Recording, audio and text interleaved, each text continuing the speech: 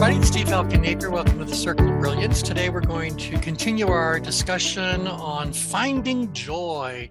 How does happiness overlay on the change grid? Last time around, we looked at each of the four quadrants and asked the question, is it possible for someone in each of those four quadrants to experience something that they would characterize as happy? And we did in fact say, well, pretty much happiness can occur in all sorts of different sections of the change grid.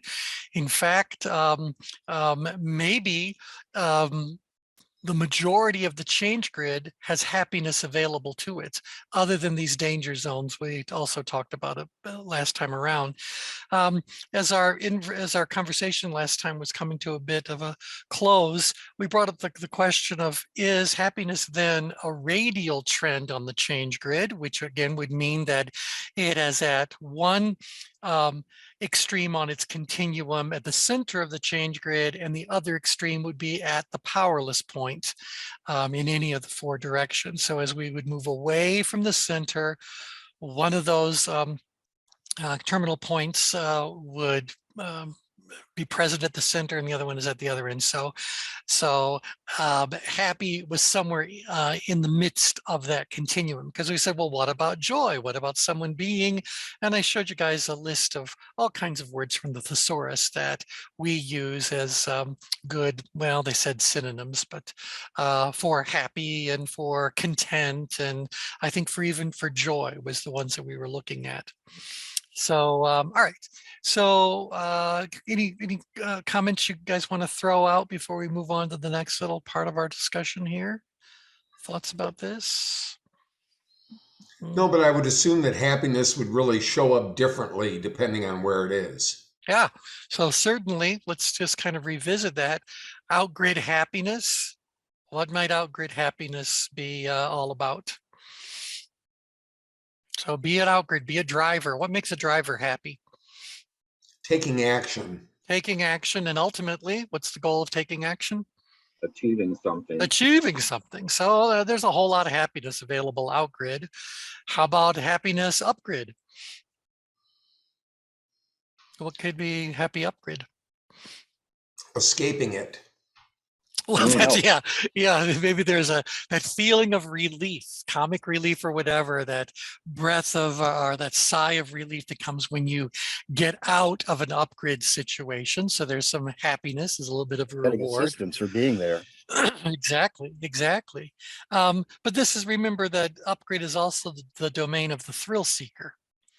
And so even though, you know, I mean, I don't know why anyone would want to free climb a mountain or free dive an ocean. I've never felt compelled to do either one of those things, but obviously there are people who believe that it's good to be on an airplane with no engine. It's good to attach your body to a kite and jump off of a cliff. I mean, I've not experienced that, but some do. So this is a thrill-seeking behavior where you're deliberately putting yourself into that upgrade, exhilarating sort of place, just so you can conquer it. So again, it's kind of an outgrid thing in many ways, but outgrid people don't tend to put themselves in places of actual physical danger. This is really more of an upgrade domain. Remember, if we looked at the neurotransmitters, that somewhere along this high level of challenge point is where endorphins come kicking into play. So we know that up here, there's a lot of adrenaline. There's a lot of epinephrine, if you want to look at that instead of adrenaline. But nevertheless, a lot of that's happening anytime the challenge is high. But if we believe we have the ability to actually meet that challenge, or we have that fight or flight response, I have to believe that there is some adrenaline that's being kicked in as well. And so, yeah, so adrenaline makes me run away, adrenaline makes me run toward. It can be in a positive situation, it can be triggered in a negative situation, but there's a place where adrenaline comes in, not adrenaline, where the endorphins kick in as well. So Brian, what's the difference between endorphins and adrenaline? they work together, but the endorphins will mask this idea that, okay, yeah, I'm climbing this mountain, I'm hurting, I'm in some state of fear, Mhm, but because it has that morphine effect, it'll mask it, and you'll just keep doing it. Yeah, and so you can endure the pain of Absolutely. whatever's coming your way. So anyway, but my point is, up here you've got a lot of situations that could make you happy, but some are going to require a lot more determination, a lot more pain, as Brian just demonstrated there for us. So it's not the same stuff. And people that are downgrid can be happy too. You know, we've been chatting a little bit about the satisfaction of figuring out a Wordle. Well, in order to figure out a Wordle puzzle, you have to believe you've got a reasonable level of ability. I mean, it's a 5-letter word. It is telling you what doesn't go in the word. So I can't say that the challenge is particularly high. We do kind of like it that it's challenging enough to make it interesting. But I had to laugh when people started to complain about it being difficult when the New York Times took over the puzzle. It's kind of like, have you done a New York Times crossword puzzle? It's not easy. It's designed to stretch you, to help you grow. So And that's what people T, do it. Yep. happy is a 5-letter word. There it is. Happy is a But 5-letter word. We'll have it to. blows 2 letters. Yeah, that's true. That's true. That's true. There it is. Yeah, double letters are the bailiwick of doing Wordle puzzles. But anyway, my point is that doing those kinds of puzzles, whether it's Sudoku or any one of those kinds of things that is challenging enough to keep you engaged, but it's definitely a downgrid level of engagement, or a downgrid display of engagement.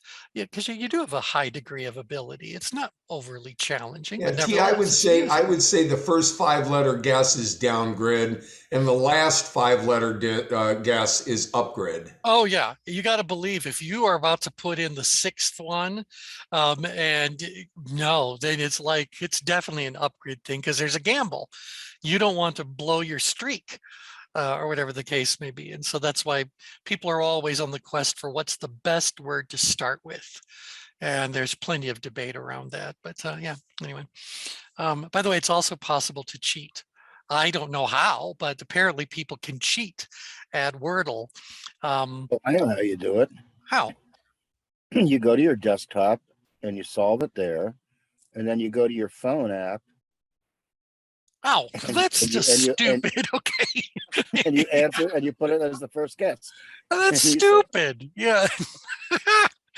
Yeah. It's like, Well, T, no, I'm going like, what low self-esteem does the person have that they need to cheat at Wordle?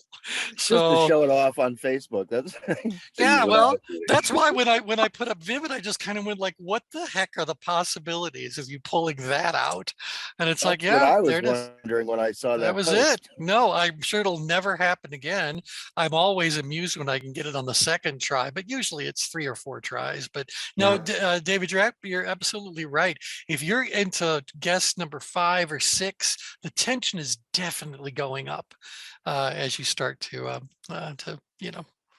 Yeah, you start to pour over the alphabet very carefully, and Oh, yeah. I mean, over and over again, you go letter by letter, going like, okay, what word am I obviously missing? And yeah, anyway, there you go. So yeah. So I think that doing something like a puzzle is very much more of a downgrade kind of a happiness, an amusement sort of a thing, a way to pass the time in an engaging kind of a way. So there's a certain happiness that comes in there. And we also talked about that people who are volunteering their services and really caring for others, they tend to be more on the in-grid side of things, but nevertheless, there's a certain level of happiness that comes there, since perhaps it's not happy as much as it's feeling satisfied that you've done something that was worthwhile. And then these in-betweens are also always possible. And so we could work our way around all of those, but we can divide the change grid into 8 wedges. By the way, it's shown here on the comprehensive diagram, or the composite diagram. These are those faint diagonal gray lines that radiate from the center of the change grid, dividing the grid into 8 sections, 8 slices, 8 wedges. Okay, anywho, so now last time around, we started talking a bit about Maslow's hierarchy of needs. And I wanted to bring this into play just because I'm kind of wondering, is the hierarchy of needs something that is also a radial trend? And again, for some of you who weren't on the last call, there are 3 different kinds of trends that occur on the change grid. The most common one, the one we look at most often, would be a tension-based trend. A tension-based trend is something that ties directly to the level of tension someone's experiencing. So when tension is low, that quality would be at one of its extremes, and the other extreme would be when tension is high. So for example, pulse rate. When your level of tension is very low, I can tell you that your pulse rate and a whole bunch of other of these life signs are going to be, mapping to the level of tension. So as tension goes up, what happens to blood pressure? Goes up. It goes up as well. Yeah. Pulse rate, respiration rates, it's going to go up as well. And so there are certain things that are tension based. If you were to go back to Form D1, our little cheat sheet or the reference guide that talks about the different characteristics of each of the different levels of tension, we can certainly tell you that things like the perceived availability of resources is also a tension-based trend. So the higher the level of tension goes, what happens to your perceived availability of resources? Do you think you've got more or less resources as tension goes up? Less. Less. And as tension goes down, you think you've got more and more resources. Now, is it tension that's driving your perception, or is it your perception that's driving the tension, or is it a little bit of both? That's an interesting discussion to have, but the point is certain characteristics are going to map very directly to the level of tension someone's experiencing. It might be an inverse relationship, but nevertheless, it's going to map directly to the level of tension. We also had function-based trends. Function-based trends are going to be things that are going to be very true at the center of the change grid. So one extreme will be at the center of the change grid, and the other one is going to be true as you get to the upgrid or downgrid extreme. Now, a great many of those end up being radial trends, but we don't start talking about the existence of radial trends when someone is a beginner to understanding tension management and how things map on the change grid. But some of those things might very well be, if I said, you're more likely to have logically ruled reasoning abilities where on the change grid? Upgrid, downgrid, midgrid, where are you most likely to encounter logically based reasoning abilities? Mid-grade. Mid-grade. Midgrid. And as we move upgrid or downgrid, what happens to logic? Dissipates. It starts to be minimized one way or another and replaced with what? Illogical. Ocean. Well, with emotion. So yeah, it might be illogical, but because we're going that it's emotionally ruled, depending on what those emotions are, it could very much distort reality, in which case you're going to become illogical, as Shags just pointed out. And so, that we would consider to be a function-based trend because you are most functional when you are at the center of the change grid, and you become more dysfunctional as you go up or down. There are some truly function-based trends, but most function-based trends end up becoming radial because as I move further and further outgrid, although we say logic lives on the heart line, do you think someone who's in the outgrid danger zone is still completely logically ruled when they're becoming, what we say for the outgrid danger zone adjectives, warmongering and critical and cruel and belittling and begrudging? Do you think that's all pure logic, or do you think there's a whole new set of emotions that are coming into play there? It's not logic. It's not Definitely not logic. logic. Not logic. If we were to overlay the DSM-3, or what number are we up to in the world of DSMs? Anybody know? I got to It just changed again, actually. Yeah, it's got to be up there by now to 5, 6, 7. I don't know how many different I think like versions. 7, because they have like Yeah. ICD 9s and 10s now. So Yeah, I think there you go. There you go. So DSM, for those who aren't aware of it, is the cataloging of mental states or mental disorders. Ultimately, is what they're trying to do to codify whatever it is that someone might be experiencing. And because it's a learning, it's always evolving. Well, we can certainly talk about some of the hallmark DSM diagnoses that fall into different places. Like depression tends to live more downgrid, and anxiety tends to live more upgrid, and narcissism is definitely outgrid, and self-esteem issues are very much in-grid. So you can kind of look at a lot of the different possible diagnoses in the DSM and go like, yeah, that goes here. Oh, that one would go here. That one would go here. And because those are all mental states, you have to believe that there are some emotions connected with each of the attitudes and beliefs that the individuals in these danger zones would hold near and dear. Okay, so now also last time around I said, remember that the person in the outgrid danger zone may very well tell you that they're happy, or they might actually find some twisted joy in being cruel to others. And I can also say that there might be people who actually enjoy being subordinated to others, being submissive to what's going on. So somehow or another relinquishing the control they have over their own life to others. And they'll say like, hey, that makes me happy because now I'm being taken care of. I don't need to make any decisions. The therapist inside of me says, oh, we need to have a conversation. But, nevertheless, I believe it is possible that people in the danger zones could still frame what they are experiencing as being something that brings them happiness. But I wonder how many of us would say, well, that happiness isn't particularly healthy. So yeah, there's a distorted reality going on here. Yeah. Okay. Now, Kathy brought up last time around that joy, which are we kind of thinking that joy is like one of, if not the highest expression of happiness? Can you guys think of a word that's even happier than joyful and joyous? I mean, Ecstatic. ecstatic and elated. Yeah. Kathy, why don't you go ahead and unmute if you're a place where you can do that? I'm kind of curious to know how you defined joy specifically, and then we can Yeah. talk about that. Yeah. Yeah, I mean, I use it because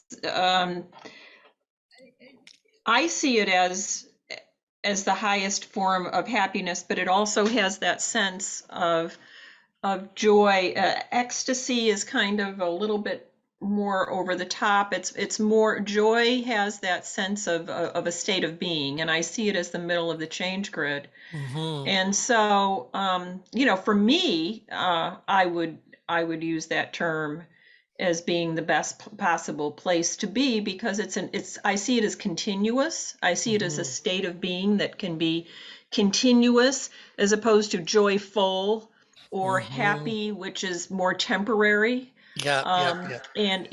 And joy is more of a state of being. So that's where I put it. It's not a question of whether it is the highest possible and more. Is it sustainable, and is it something you can manage, or something you can experience over a period of time as a way of being? Right. And that's I hope exactly that helps. what I wanted you to bring up, because just like we say that there is happiness in the moment, which would be more contextually driven, but there's also a state of being that we would say is happy. Maybe that's going to be true for all of the happy adjectives. Like when I think of joy as being an internal, personal state of being. Being in joy, where if someone says, hey, this is a joyous occasion, well, it's an occasion. Right then we've just identified it as being something that's more contextual. So yeah, I think that's an important thing. So when we use words like ecstatic and elated, are those actual states of being, or are those responses to whatever situation we happen to find ourselves in? Any thoughts on that, everybody? To me, it sounds more like a response. Like what Kathy described to me sounds like a conscious feeling, right? Mhm, A mhm. conscious state. And that's exactly what, as I'm looking at Dr. Joseph Ledoux's book, Emotional Brain, that's how he described it. Mhm, Like, mhm. I'll read this to you real quickly. He says, conscious feelings like the feeling of being afraid, angry, happy, or in love or disgusted are are in a sense no different from other states of consciousness, such as the awareness of a roundish red object before you is an apple. Oh, Yeah. hmm. So he said that, it said that that a sentence just heard was spoken in a particular foreign language, or that you just solved a previously insolvable problem in mathematics. States of consciousness occur when the system responsible for awareness becomes privy to the activity occurring in unconscious process system. Okay, all right. So again, he's talking more about the contextual experience of whatever we happen to be Right, right. experiencing. And Yeah, it goes back to what you said, Diane says, like these things make her happy, right, right? So right. that's meaning that she's already have an association of what that is and what that feels like and look like. She'll definitely know when she's not happy. Exactly. Right. Exactly. And so, right. And again, I witnessed this for, in detail. Um, she needs to continually, not continually, but she needs to periodically do something that will then reward her with that feeling of happiness. And it's always by bringing happiness to others. Hmm. So it's not just something that occurs once and she's done. It's something that's part of her way of operating all day, every day.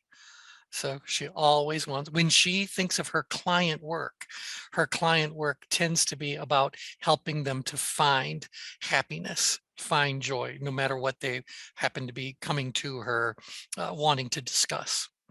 Yeah. Um, okay. All right. So joy's a state. Okay. So let's take a look at this hierarchy of happiness. Now, I don't know much about the gentleman who put together Slow. Again, all I did was I typed in hierarchy of happiness into a regular Google search, hoping that I would find somebody who'd put together a line of adjectives that describe different levels of happiness. And when you Google such a thing, you end up with lots and lots and lots of diagrams that you could use. And this one just kind of grabbed my eye. I could talk about the hierarchy of happiness. So I'm not saying that I believe this one is complete, right, wrong, whatever. I'm just saying I thought this one would be interesting. So is anyone familiar with who is this slow.co person? Yeah, I subscribe to his newsletter. I don't remember where I've seen it.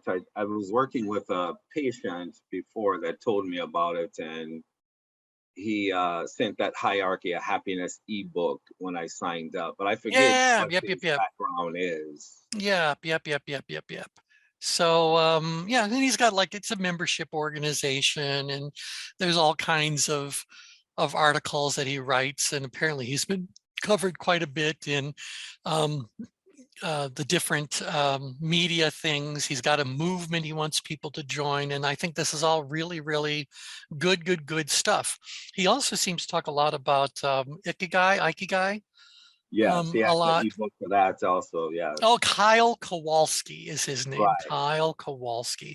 And you can get his happiness ebook for free.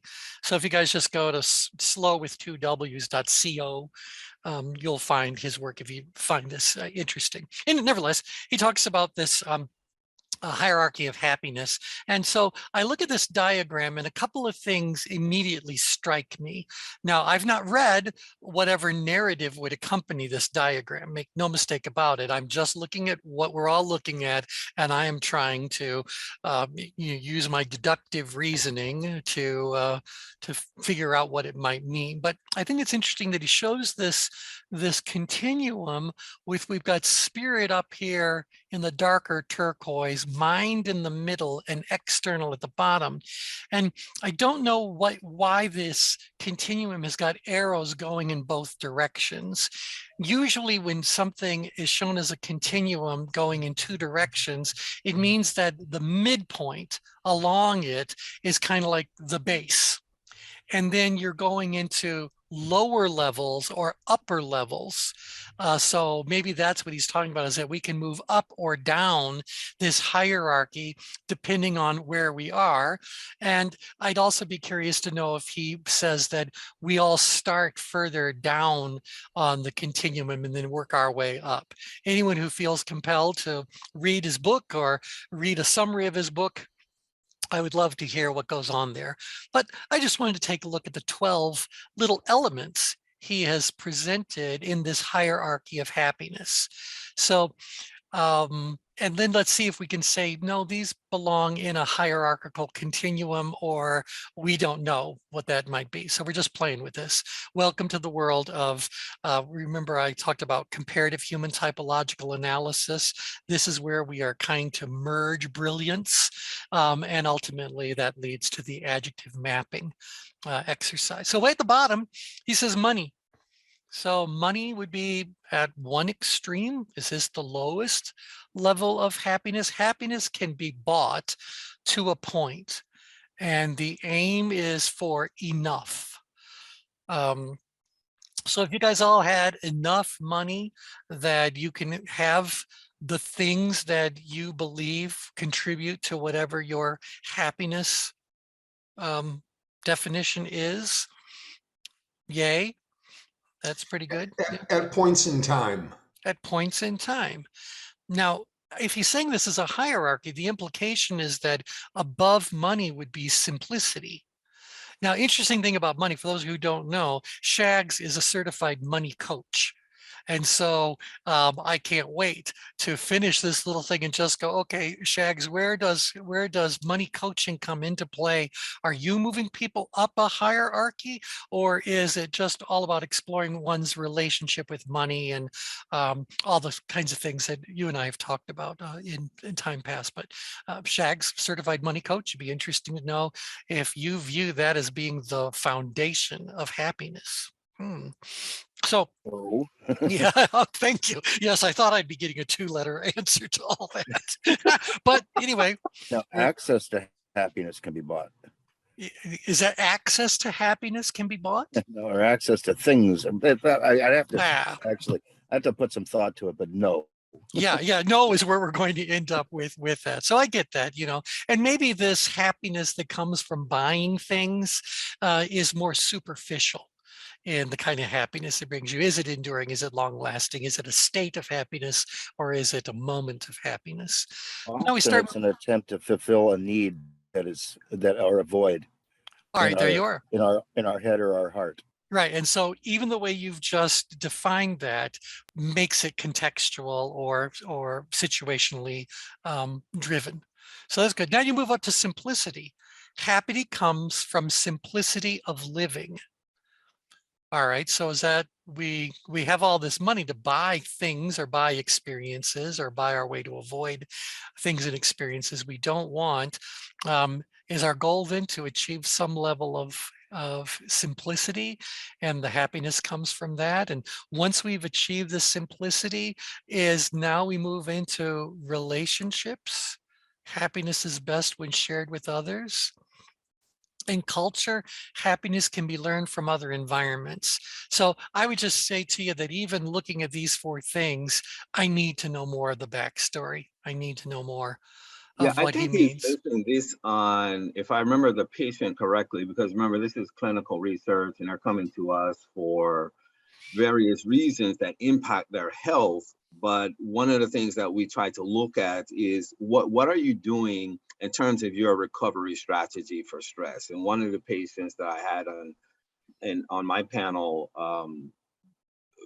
swore by this slow, and how his work helped her to reflect more and that kind of thing. But I think if I remember the ebook, I didn't read it fully. I think this is based on his transition from the corporate world where he was Yes. burnt out, overwhelmed, and that kind of thing. That's probably his perspective of money, like Yep. Shags described. Like he probably hit a point where he thought having, the corner office, 6-figure job, that kind of thing bought him, happiness. Like Shaq said, it gave him access, but just like the starting gun go off and now you're in another race. Yep, absolutely right. In fact, let me slide this in here for just a second. This is slow.co. You've described what Deborah Price, the founder of the Money Coaching Institute, calls the hedonic treadmill. The hedonic treadmill, very interesting. Right. Where does that fit on the change grid? It fits somewhere. Okay, so it's otherwise known as keeping up with the Joneses, except once you catch up to them, then they refinance. And there you start go. all over again. So slow is creating the web's deepest guide to the art of living. I don't think so. Through an interdisciplinary synthesis of the world's wisdom across diverse yet interconnected disciplines. Very well stated. And so he's talking about psychology, natural science. Okay, that's all That's great. Ikigai right there. That's Ikigai, right. So Right, everything you exactly see on slow is a result of my existential crisis. Okay, so that's what triggered it. He's a synthesizer, a synthesist, an interdisciplinary dot connector. These are some clever phrasings. He's a good writer. Self-taught and syntopical reading. Syntopical reading. I need to look that one up. Plus summarizing and synthesizing. Anybody know what syntopical reading is? Is that? I've never heard of it. I've never heard of it. Okay, anyway, so he goes on and on and on with all this, but it's all fine and dandy. Okay, so one of the things I'm wondering about is whether these are on a strict continuum or whether they are just 4 things that collectively fall into the category of happiness that comes from outside of oneself. All right, there you go. Then this next thing is now moving more internally, looking at the person's mind. And so expectations, happiness is about keeping them in check. Practice, happiness is a skill that requires training. Let's pause for a moment, touch your temple and say, that's interesting. Happiness is a skill that requires training. I would love to understand what the components are of that skill. Kathy, do you have any thoughts on this from your work with meditation and many of the other things that you shared with us? On the continuum? Yeah, no, that happiness is a skill. You could actually say that. I mean, this is just based on cross-cultural kinds of things, spiritual work, the notion that you can train your mind to simply operate at a more positive level and just not pay attention to the negativity that might come to play and reframe how you think, that it does become a skill set in a way. It is a skill. It's a learned practice, and part of that is when you think about learning to get to that space in the center of the change grid. I mean, that really, very few of us are automatically there. I mean, we have to work at that. And so that is the work that goes into that kind of detachment and observation and the ability to remove yourself from the negative stuff that goes on around us and in ourselves. So that would be my response to that. Interesting. So would you say that skill, Kathy, is what we call that awareness? Well, it's more than awareness. I mean, it's literally working with yourself or with someone to help you, a guide to help you to think about if you've ever been through coaching experience and reframing a situation where you can say, oh, this, everything's terrible. Like, it's like, well, let's reframe this. Let's take a Mhm. look at what it is that you are experiencing, that you're benefiting from here. And there are many, many ways. Not being articulate about it, but there are many, many ways to approach it. But it is a way of looking at life that says, I'm not going to spend my time in negativity. Yeah, Mhm. yeah. Like the If Thich that Nhat makes Hanh's sense. book, where he wrote the book, Peace is Every Step, right? So it's not the pursuit, it's action by action. Peace. Mhm. Yes, Mhm. action by action. Mhm. Exactly. Mhm. Mhm. So Well, it's interesting what you guys are sharing is if we go back to the conversations we had about positivity versus negativity, I would have no trouble at all saying that positivity is a skill that requires training, but I kind of think that happiness is a reward. It's an outcome of living a more deliberate, conscious, mindful, positive sort of life. So I just be curious to know what are the component elements of happiness as a skill versus those things that lead to someone being happy. Thoughts about that? say that again. That's Oh, interesting. I wish I could. That yeah, I said that I do believe that positivity is a skill. I mean, honestly, negativity is a skill too. Some people are experts at it. So I can see where that's a skill that you can cultivate, and that happiness is the side effect of achieving positivity, or It's one like of the that story of God, something happened to somebody, says, "Oh no, that was terrible. Oh no, it's actually very lucky because." Right. Yeah, that's the whole reframing thing in NLP from the structure of magic 1 and 2. That's really is it. Whether something is good or bad is based entirely on the frame that you put around it. Um, and I think we can find plenty of examples of that. So, for example, was the um, was the COVID pandemic a terrible thing? Well, apparently not if you were Netflix or some of these other products that found a grander heyday than ever before. I mean, can you imagine how Zoom grew as a result of the pandemic? Yeah. So, so it all depends the frame you put around it. So from the But now framework of, investors expect them to keep that up. well, yeah, and so then they'll need to have another pandemic. What I'm So, wondering is the idea of the conception of happiness itself requires that kind of cultivation skill set, because not mhm, everyone can see through that lens of happiness. And I'm just thinking, like, from a pure neuroscience perspective, right? This mhm, idea of interoception and how the nervous system is always tracking and monitoring things to keep things stable, but it does so based on what we call an app, an associative pattern or programming. yeah, yeah, So it's yeah. always looking for that shortcut. So if you have, like when Diane says, okay, it makes me happy, she has to have an app of what that happiness is, Mhm, mhm, or else you mhm. can't experience it. So it has to, be in that consciousness, but it takes a skill to keep it there, particularly when we're so overwhelmed with all things that are not happy. So I Mhm, would think it would mhm. take a whole lot of skill to, like, look at your life specifically and almost exclusively through that lens. That probably will take a little bit of. I'm known as Mr. Positivity, and I'm not always positive. Well, I get disciplined to stay positive, but I'm not always positive. right. And see, that's where I'm going back to this thought that maybe what underlies this happiness is positivity.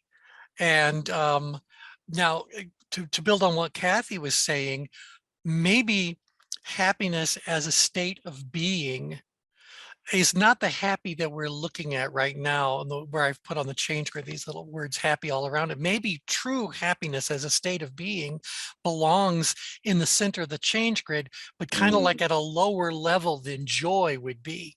Yeah. And I know that it does take practice to be more positive. But see, let's take a look over here again at the words that he's using. So happiness is a skill that requires training. Well, if I go up one, it says happiness is a mindful choice. Hmm. Well, if it's a choice, is it a skill? I guess it is. I'm choosing to apply those skills. But then we go to the next one, purpose. Happiness is a byproduct of meaning. Well, if happiness is a byproduct, how is it also a skill? Or is it that it's only going to happen if the skills connect to some source of purpose and choice? So I'm Yeah, still a this little sounds bit like you're confused here. chasing something. I think what Kathy describes is more natural. It unfolds Right, through action, through action. This sounds like you'll be right. on a chase forever. It's just like people search a lifetime saying, hey, I don't know what my purpose is. And they're like, they're 80 years old, Yep, you yep, know. yep, yep, yep. And again, going back to what Kathy was saying, it's like, if I can achieve this state of happiness or ultimately the state of joy, it's not a I've arrived and I'm done kind of a thing. We are in constant motion. And so we need to do things to either insulate ourselves from those things that would make us unhappy or would be negative and pull us out of that state. And or we need to continue to do those things, do those practices that brought us to this state of being that we're describing as being happy and positive and purposeful and joyful, etc. Kathy, did I restate you properly, or did I miss something? No, I think that's generally right. I do tend to differentiate happiness from joy, though, and I think it's for the. I mean, I think happiness is a state of can be a state of being. It's an outcome. Getting to your earlier point, is it a skill? I mean, I don't know if happiness is I don't know if I'd call it a skill. I have a tough time with this hierarchy because I think he's using lots of words and confusing. Right. Yeah, I mean, I would not create this kind of hierarchy because it creates confusion. It's a choice and it's a byproduct and I mean, I get in spirit what he's talking about. I Yeah, agree yeah, in yeah, yeah. spirit with it. But yeah, I mean, I tend to use the term joy as a much more of a transcendent or not more of a state of being than happy. I tend to see happiness as a little more transitory than joy. That's Yeah. how I see it. Now it doesn't mean everybody sees it that way, but that's how I see it. No, yeah, and I'm resonating with that a whole lot. I mean, if I look at now the four elements he put up for spirit, um, above and beyond what the mind is doing. Here, let's talk about the spirit a little bit. Presence, happiness is the path in the present moment. So happiness is letting go and accepting life as it is. Happiness is transcending yourself. Happiness is living in the joy of being.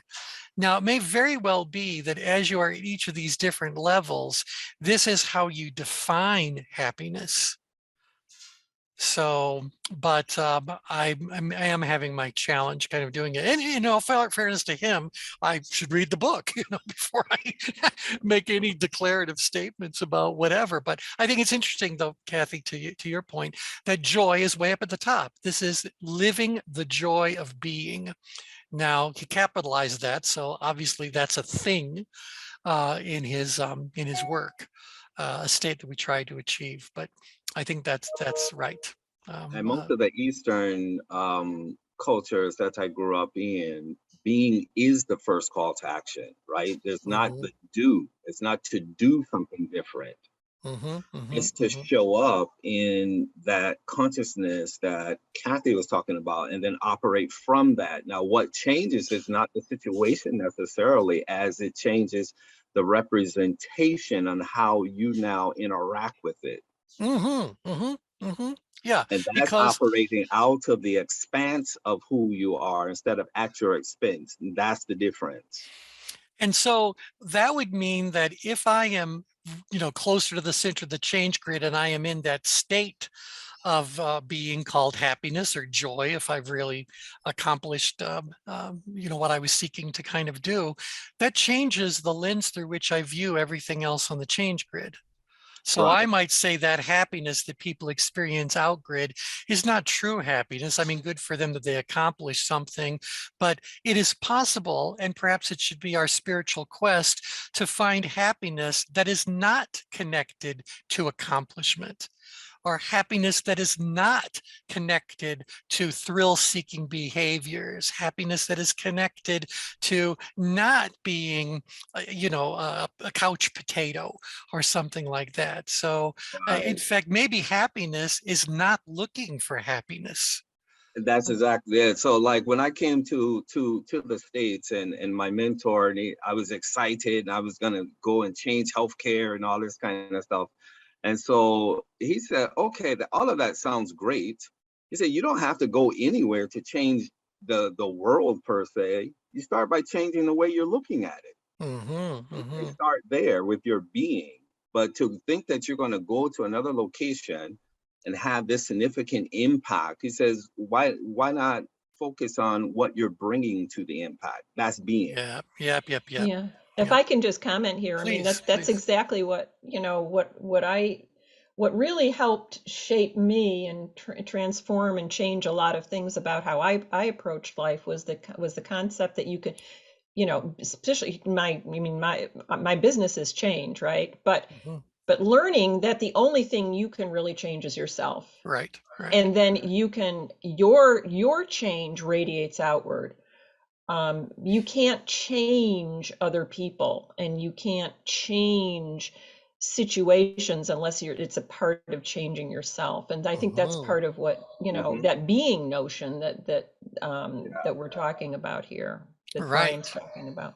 Yeah. And so maybe all these happies are about happy doing something, or happy as a side effect of doing something, as opposed to, as you guys have now characterized, the center of the change grid is where it's just, I would say, I am, is where what happens there, where I move further in any direction, I am doing something, right? And Or I'm which we can feeling measure something. through tension management perspective, right? So we can measure if you're experiencing too much, and is that the right place for you to be? That's right. That's right.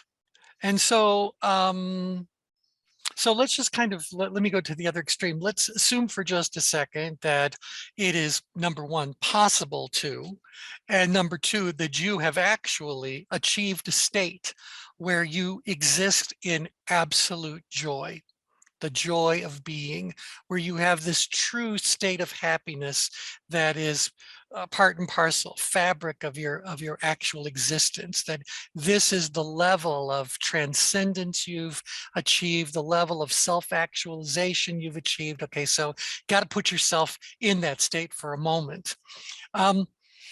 Well, how does that serve you practically? Or, can you just get there and stay there? Or is that not really all that compatible with life? You know what I mean? When I'm pointing that out, it's kind of like, if I achieve there, how do the bills get paid? Or But see, how do, that's just it. I was always told by Sifus and martial arts, there is no there to get to. Because once you decide that you are there, again, the start gun goes off and there's a new there. So there okay. is no there to get to. Okay, all right. And so it's a temporary illusion of achievement or something, and now you see a whole new level That's to almost be like working chronic not toward. enoughness. Chronic Right. not enoughness. Say that again. I love that. Chronic, Chronic yeah. not enoughness. People don't know their level of enoughness. Oh, Yeah, Oh, I agree with that. I think that's a great term. I mean, because that's how most of us live.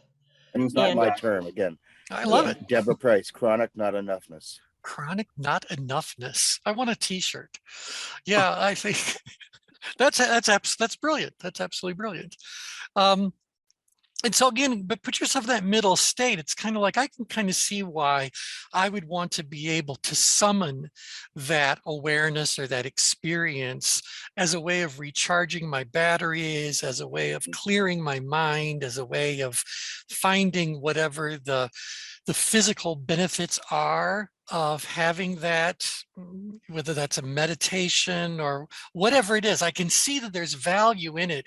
I just don't know where it fits into the practical activities of Well, daily living. I would say, because I know people who can do this and are quite practical in their lives, and Mhm. who aren't perfect at it, but approach life with joy, kind of like you're like Diane. Yeah. Yeah. Where, I mean, she is a great example of this. It is about always, when you're faced with a difficult situation, looking at it and saying, Mhm. all right, what can I accept about this? What do I, and it's also about connecting with your higher self. I mean, Yep. what can I accept about this? What can I do with this so that it will come out to the positive good for all parties involved.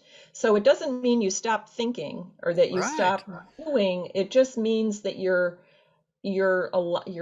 staying in a space that allows you to find meaningful solutions that don't violate your values, if that's one way to. Excellent. And see, Right. that's what I wanted to bring forward, because obviously I agree with what you've just shared there. I think that what being in the middle, or having the ability to go into the middle, to summon that mid-grid sort of state, is that it enables you to look at everything else that's going on in life through a very different lens. Yep. And that in turn helps you make different decisions. I'm going to hope they're better decisions, but nevertheless, different decisions, because to contrast that, what is the lens that someone in the outgrid danger zone sees life through, or about the upgrid danger zone, the downgrid danger zone, the in-grid danger zone? These are also vantage points that are on the change grid. And instead of being in the center and being able to look from that centered, balanced place at everything happening all around you, if you are at one of these extremes, well, you can't really see what's around you. All you can see is what you can see from that spot. And Right. you're already having very now limited ability to view life in other kinds of ways. So if Well, I'm, too, we have yep, to keep in mind that when we're talking about seeing things and responding through these various lenses, everything we do, thoughts, feelings, action, all have energy consequence, right? So yes, when we're outgrid, upgrid, and as opposed to being in the center where things are more regenerative, this is yes, what goes to this idea of willpower. Willpower isn't something that you're if you look at the science of it, like you just use up all the time. You're supposed to be able to shore that up to need when you need it. When you need to 10x something, then you call on that willpower. The challenge is I don't think we spend enough time in reflection to recuperate. The thing about like these patients that I'm seeing, when I'm asking, no one wakes up in the morning and say today will be a great day to be sick. But that's when right, I'm right, right. telling them or advising them, I always hear from them, I know it. Well, you can't know it and you're suffering from chronic disease. Your knowing needs you need a Mhm. different frame Yeah. because you're not responding in a way that show that you know. And so it makes you wonder, in that particular scenario you've just described, if they've been diagnosed with a serious illness, that would put them quite far upgrade, we can predict. And maybe, just maybe, they're um, approaching their view as a way of numbing themselves to Exactly. the danger they happen to be in. Where someone who receives the exact same diagnosis, but they happen to be outgrid, I mean, what's the outgrid person determined to do as far as that medical condition is concerned? They're Beat gonna it. They're going to exactly. beat it. They're going to beat it. Where the downgrid person is very likely to do what? Give up. Give Give up. up. And the in-grid person, they're always the interesting one. In-grid people are very interesting. You're going to cry. You're right, right, right. I think that they're going to, yeah, kind of disappear a little bit into whatever it is they're Fade feeling or away. doing. Right. Mhm. Yeah. Yep. Yeah. So again, is that because they have a limited view? Because let's say someone who's receives the same diagnosis, but they happen to be well practiced at achieving this centered state. How Mhm. might they be looking at it? I Yeah, mean, and that's the situation that I is a great example, because we know people, we've heard about people who've been through the Holocaust, yeah. Mhm. people who, other people we know who have cancer, who have are in terrible pain and are able to transcend it. It's basically placing yourself. I mean, there's simply another level of consciousness that they're That's able right. to go to that enables them to accept that this is simply part of their physical body, Hmm. and that they have learned to minimize their pain. I Hmm. mean, I've done it myself, and I know a lot of people who can minimize their Mhm. own pain that way, and I'm sure Hmm. Brian, Yep. and most of you have. Um, so it's about saying it's not about not accepting where you are, it's accepting where you are and saying, all right, I will not allow this to be all of me. Hmm. Right. Hmm. Yeah. And Right. they're And Does that so, studying make that sense? now. I don't. They're it- studying that through anesthesiology. They're studying that through different cancer patients, and how their belief itself changes or has at least an impact on the physical aspect of whatever they're suffering from. So, mhm, and mhm. it's amazing the research behind it, and some of these case studies, because it does show that it does have an impact. Again, it doesn't change the situation, but it changed the representation of how they're experiencing it. Well, and let me just add to that, Brian, that I do believe that it can actually change their chemistry. Oh, And it does. It perhaps the does. right bowl of chemical soup is the exact medicine that they need uh, to Exactly. fight whatever it is that's really attacking them, at least to a certain degree. And So, Absolutely. yeah, and haven't studies shown that you can literally alter your chemical soup by, Yep. mhm, I mean, that's Absolutely. by doing that, yep, by living in that space long enough that you're actually altering your chemical soup that's right. in that That's way. right. Yeah. It's got to make a huge difference. Huge difference. And so, I love it when we can have these discussions about topics that are, seemingly um, so outside of what we normally talk about and go like, no, it overlays in the change grid. In fact, the change grid can help us to look at whatever that subject is from a different, in a different light. Hey, I think T, we need to Yep. talk about this a little bit more for particularly for organizations, because they always put this kind of thing in a woo-woo category or soft skills. And think about the battles they're having today with some want to go back to work, or some don't want to be in the office. I just read in Business Insider today another 4 million people quit, and Right, then right, they have right. the anti-quit movement for the Yeah. millennials. Because Uh, everyone's trying to make their employees happy wow. instead of recognizing that that's a moving target that's going to need constant effort to be placed into it, as opposed to helping employees achieve this more centered state of happiness, Right. where they can Right. bloom where they're planted. David, what were you about to say? I was just going to say, T, you've mentioned before, I think, that being at the center of the change grid is being in a detached Yeah. state. Hmm. Yeah. Yeah, And so the further we move out from the center of the change grid, the more attached we're absolutely. becoming. That's right. That's right. Mm. And remember, we said that as you get to the center of the change grid, now we have available to us many different levels of detachment. And it may very well be that this transcendence and joy comes from higher levels of detachment, where you can look at something that is occurring in your life from a fully detached place and kind of acknowledge, well, while X is happening, as Kathy said, X does not define me, and X does not decide what I'm going to be able to do. So let me make my own best, choices, decisions based on where I'm looking at. So yeah, I mean, how many Mhm. people are going to deal with a bad diagnosis and not going to go to surrender? You know, I happiness. think that I think the Ukraine situation is a perfect example of this. The people in Mhm. Ukraine.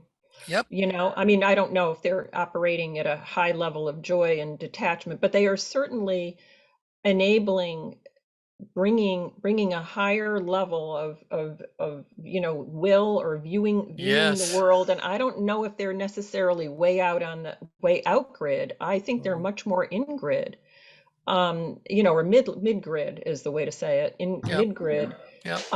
As I look at many of them and how they are responding, and their ability and their belief and their ability to go forward. That's So right.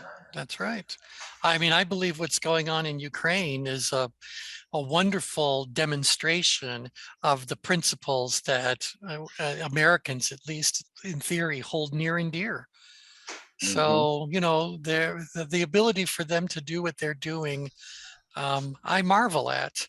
Um, yeah. So, so there you go. There you So go. Pete, let's Yeah. build on David's question, David's inquiry a little bit in terms of this detachment and being at the center. So if you're in one of the outgrid, upgrades, or downgrades, in grid, and you do reflection like a normal routine or practice to kind of bring you back to center, Mhm. is that simply a change grid maneuver? Or is that Yeah, like a it's power it's a move, PowerPoint maneuver.